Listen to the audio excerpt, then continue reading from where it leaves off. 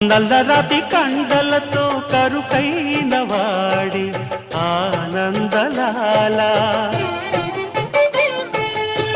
వెన్నముద్ద గుండెలతో కరుణించు తోడి ఆనందలీల ఆయుధాలు పట్టను అంటూ